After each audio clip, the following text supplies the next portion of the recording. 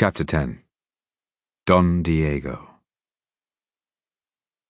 Don Diego de Espinosa y Valdez awoke, and with languid eyes and aching head he looked around the cabin, which was flooded with sunlight from the square windows astern. Then he uttered a moan, and closed his eyes again, impelled to this by the monstrous ache in his head. Lying thus, he attempted to think, to locate himself in time and space, but between the pain in his head and the confusion in his mind, he found coherent thought impossible. An indefinite sense of alarm drove him to open his eyes again, and once more to consider his surroundings. There could be no doubt that he lay in the great cabin of his own ship, the Cinco Llagas, so that his vague disquiet must be surely ill-founded. And yet, stirrings of memory coming now to the assistance of reflection compelled him uneasily to insist that here something was not as it should be. The low position of the sun, flooding the cabin with golden light from those square ports astern, suggested to him at first that it was early morning, on the assumption that the vessel was headed westwards. Then the alternative occurred to him. They might be sailing eastwards, in which case the time of day would be late afternoon. That they were sailing he could feel from the gentle forward heave of the vessel under him, but how did they come to be sailing, and he, the master, not to know whether their course lay east or west, not to be able to recollect whither they were bound? His mind went back over the adventure of yesterday, if of yesterday it was.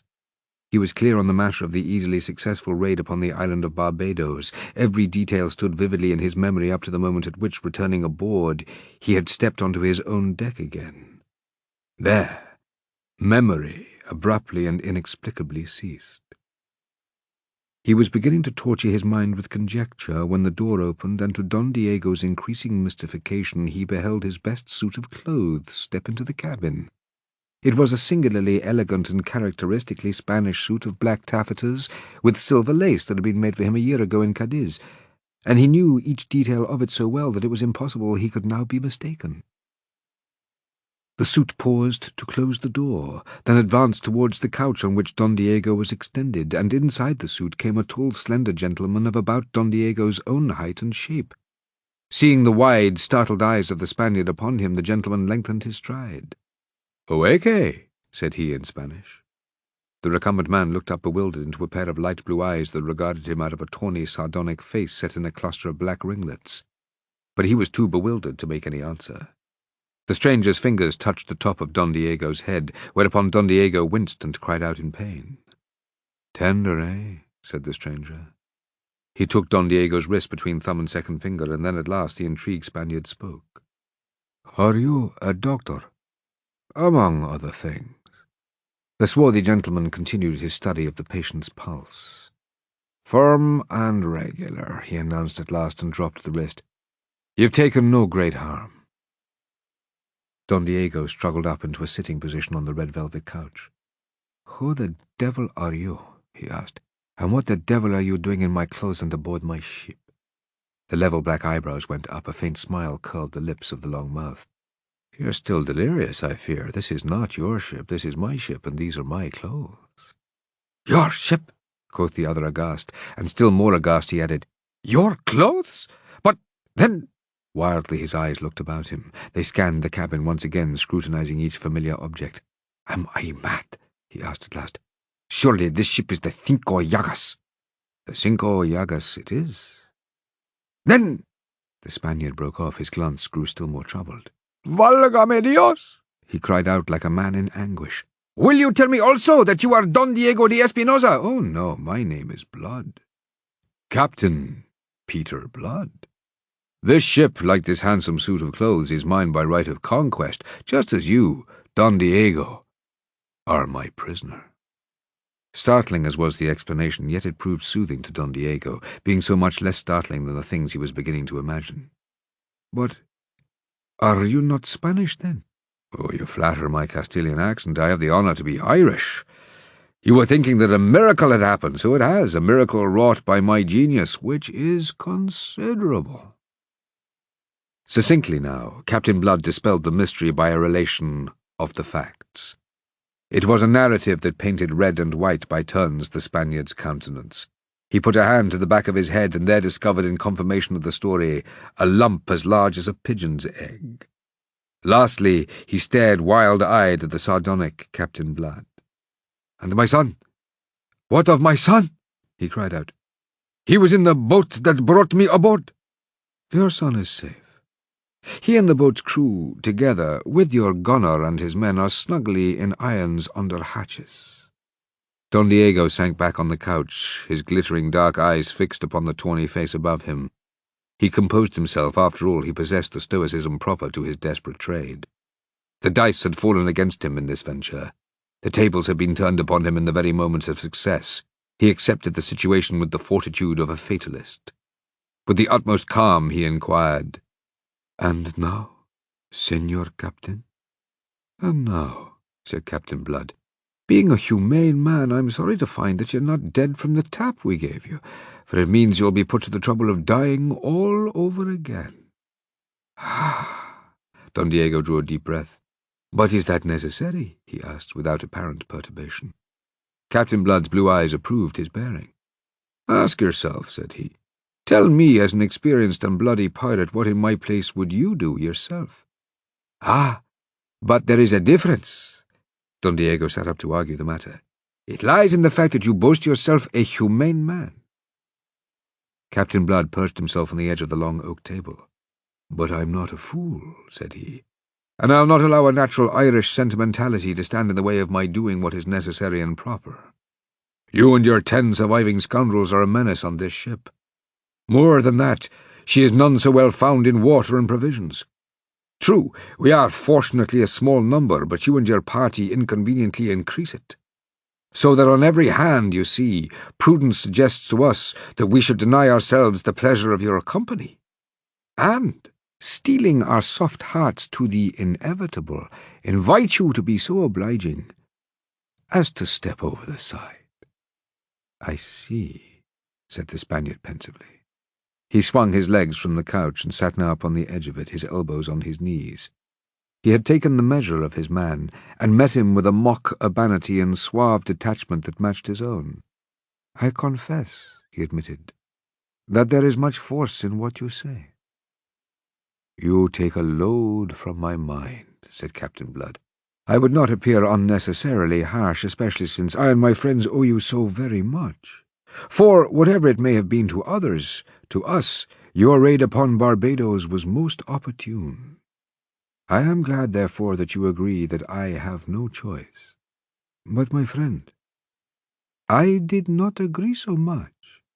If there is any alternative that you can suggest, I shall be most happy to consider it." Don Diego stroked his pointed black beard. "Can you give me until morning for reflection? My head aches so damnably that I am incapable of thought, and this, you will admit, is a matter that asks serious thought." Captain Blood stood up.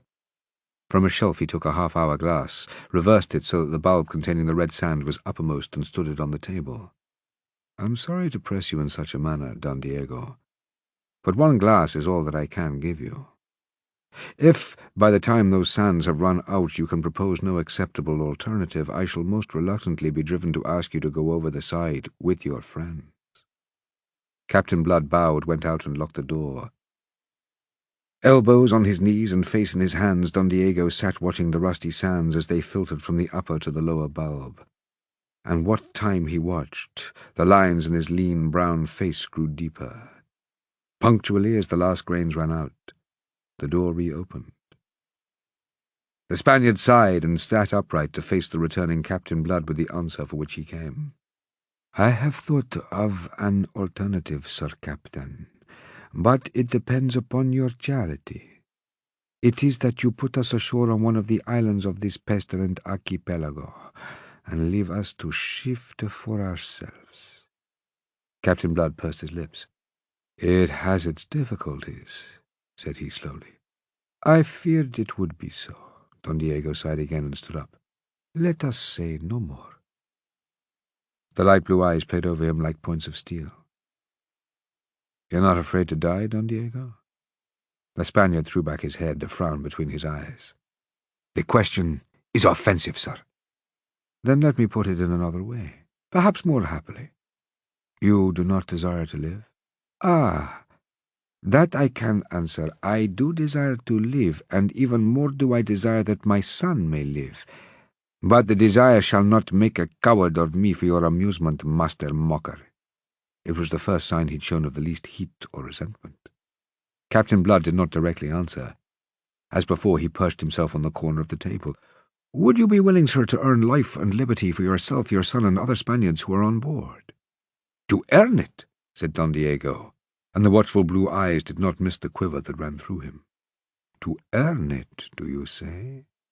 Why, if the service you would propose is one that cannot hurt my honour. Could I be guilty of that? Protested the captain. I realize that even a pirate has his honour. And forthwith he propounded his offer. If you will look from those windows, Don Diego, you will see what appears to be a cloud on the horizon. That is the island of Barbados, well astern. All day we've been sailing east before the wind, with but one intent, to set as great a distance between Barbados and ourselves as possible. But now, almost out of sight of land, we are in a difficulty. The only man among us schooled in the art of navigation is fevered, delirious, in fact, as a result of certain ill-treatment he received ashore before we carried him away with us. I can handle a ship in action, and there are one or two men aboard who can assist me, but of the higher mysteries of seamanship and of the art of finding a way over the trackless wastes of ocean, we know nothing. To hug the land and go blundering about what you so aptly call this pestilent archipelago is for us to court disaster, as you could perhaps conceive. And so it comes to this. We desire to make for the Dutch settlement of Curaçao as straightly as possible. Will you pledge me your honour if I release you upon parole that you will navigate us thither? If so, we will release you and your surviving men upon the arrival there. Don Diego bowed his head upon his breast and strode away in thought to the stern windows. There he stood, looking out upon the sunlit sea and the dead water in the great ship's wake, his ship, which these English dogs had wrested from him, his ship, which he was asked to bring safely into a port where she would be completely lost to him, and refitted perhaps to make war upon his kin. That was in one scale. In the other were the lives of 16 men. 14 of them mattered little to him, but the remaining 2 were his own and his son's. He turned at length, and his back being to the light, the captain could not see how pale his face had grown. "I accept," he said.